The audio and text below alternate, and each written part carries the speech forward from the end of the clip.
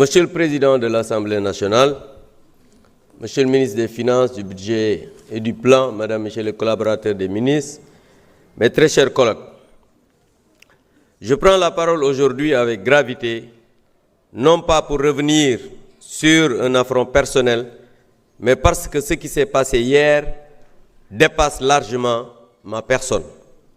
Hier, ce n'est pas Abdou Mbow qui a été humilié. Hier, c'est l'Assemblée nationale qui a été humiliée. Hier, c'est le règlement intérieur de l'Assemblée nationale qui a été piétiné.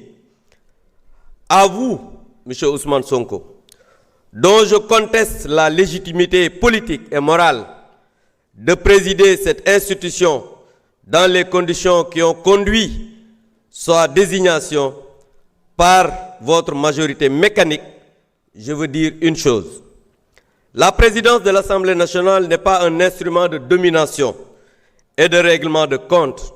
C'est une fonction qui impose l'impartialité, la retenue et le respect du règlement intérieur.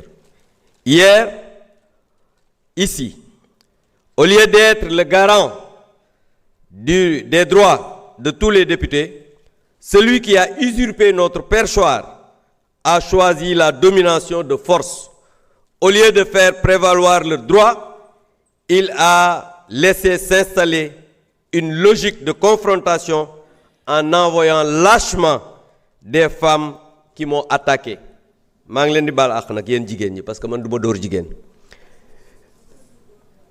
Mais Ousmane Sonko, on ne saurait attendre plus de lui, tant son parcours est jalonné de violence et ses saillies n'ont épargné personne, jusqu'à atteindre nos chefs religieux, les gendarmes, les honnêtes gens de ce pays, en fait tous les Sénégalais. Aux députés de PASTEF, je veux dire qu'en vous donnant la majorité dans cette Assemblée nationale, le peuple sénégalais espérait une rupture comme vous l'aviez promis. Mais mal lui en a pris. Non seulement vous ne comprenez pas votre mission, mais vous passez votre temps à insulter, calomnier, dénigrer, maintenant tentative d'humiliation de vos collègues. Sachez que c'est peine perdue. Non seulement aujourd'hui nous restons aujourd'hui plus que jamais déterminés à défendre la République, l'état de droit, la démocratie et les libertés.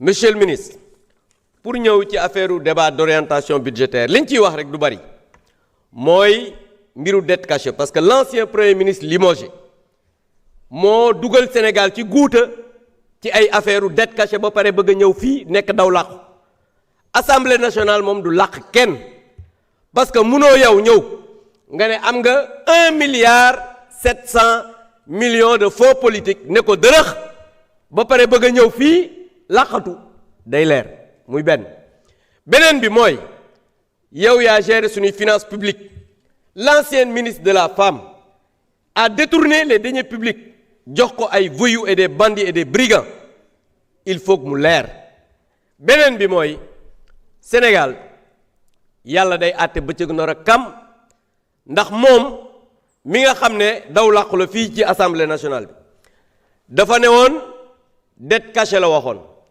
mu ñëwaat taxaw ci àdduna bi yépp ne moom il n'avait pas les leviers nécessaires pour apprécier mais de qui se moque-t-on Ousmane Sonko kan la yàpp Ousmane Sonko dafa yàpp sénégalais yi ba taxaw naan leen amuloon levier bi alors que c'était le premier ministre dina leer nag parce que suñu xaalis kenn du ko lekk muy demee noonu ñoom ñëpp nag à commencer moom fii du làq kenn tout sera clair je vous remercie.